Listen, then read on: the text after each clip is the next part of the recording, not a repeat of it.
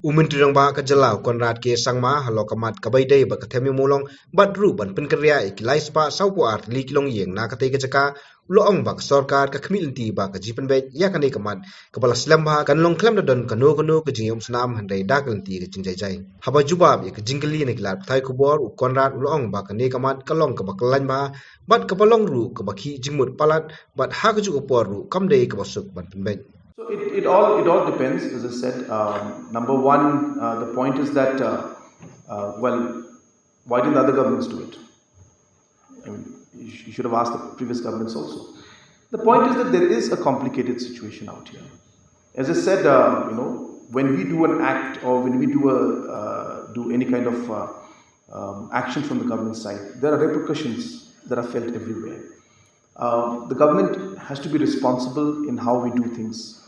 And if we are finding that we are being able to resolve the situation by dialogue and discussion, I have been always a person who believes in that. Yes, if the situation comes to a point where it's not moving any further, we'll be compelled to look at all options that are there.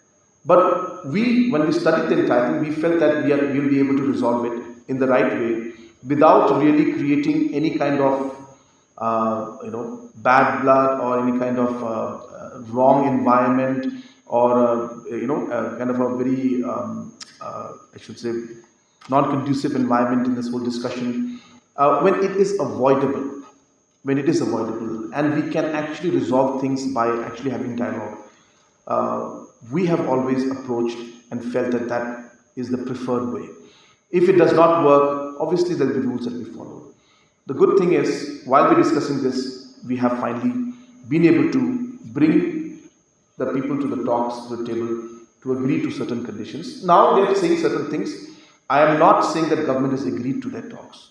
The talks are on. Let us see, let us discuss, let us figure out a way. Again, I don't want to be seen using this line all the time, but we waited for 50 years. Let us wait for another month or so and try to see how we can do it. The border issue also, we waited for 50 years. Let us wait for a month or two and we'll see how things move forward in the other areas. So therefore, yes, there is an urgency, but these kind of talks and discussions need to be handled well. There are repercussions that go beyond even the boundary and borders of the state.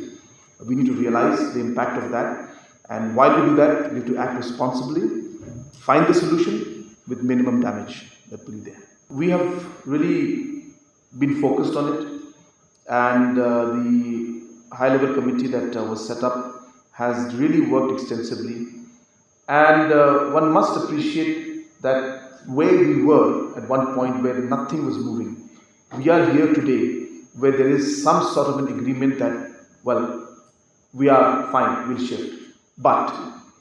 So my point is that everything doesn't happen in one go. So this matter needs to be discussed, needs to be taken forward. We have finally come to a point which actually we never thought we would reach this point. So even from where we were, where there should be continuous fighting, where there used to be complete, legal matters, all these issues coming up, to today where we are coming to a point where we are actually talking and starting to discuss and negotiate is happening. And I think that's a great achievement from that point of view. Not the solution, but at least we are moving towards a solution. Now, having said that, I mean, they have got their concerns, and they've got their demands. Fair enough. Everybody has got the right to express. But we will see the limitations and the constraints and the level to which the government can go. If it is something that we feel is not possible, then obviously we will discuss once again and see how to find a solution. I don't think these kind of discussions can be concluded in a one-day session or two-day session. As I said, if you see from where we started to where we are today, there's a huge progress that has been made, huge progress.